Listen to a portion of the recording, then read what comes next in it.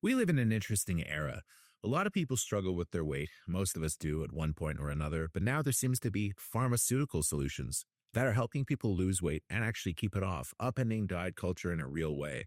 Natalie Erika James, who previously helmed the well-received Relic, as well as the misbegotten Rosemary's Baby prequel Apartment 7A, takes on this new reality with an intriguing new entry into the body horror genre, Saccharine. So, our heroine, Midori Francis' Hannah, suffers from severe body dysmorphia. While a more extreme version of the film would have presented her as significantly overweight, Hannah starts the movie looking like a pretty average person, although Francis does wear prosthetics that are never quite convincing.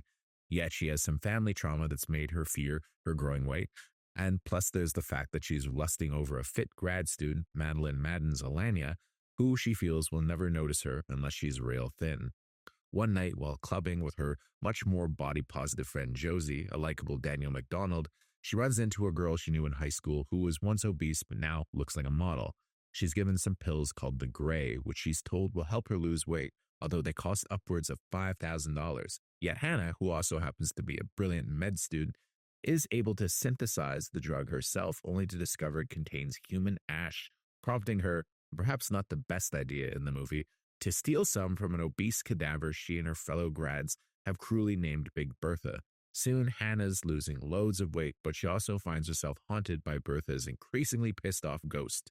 Or is she? Natalie Erika James tackles a lot here, from body dysmorphia to LGBTQ romance to body horror, with a ghost story thrown in too for good measure.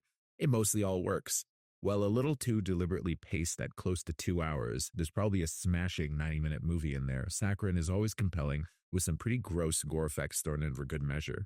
It will also strike a chord with anyone who's ever wished they could take a shortcut and get the body of their dreams.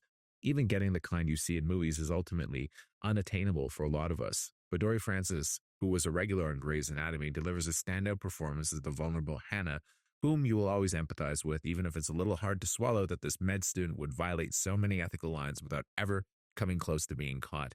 She keeps you invested in Hannah's journey, with James also keeping the horror vague enough that for much of it you never really know for sure whether it's all real or just in Hannah's head. While it's certainly not the substance and isn't as much of a knockout as another great Sundance body horror flick from last year, The Ugly Stepsister, Saccharine is always stylish and compelling and will make its debut on Shudder later this year and seems bound to be one of the streamer's buzzier titles, with the film received pretty warmly here in Park City, so it's one to keep an eye out for, and I give it a strong 7 out of 10. Thank you for clicking on our video, everybody. If you like what you saw here, please make sure you like the video and subscribe and share with your friends who like this sort of content. JoBlo was created by movie fans for movie fans, and we appreciate your support.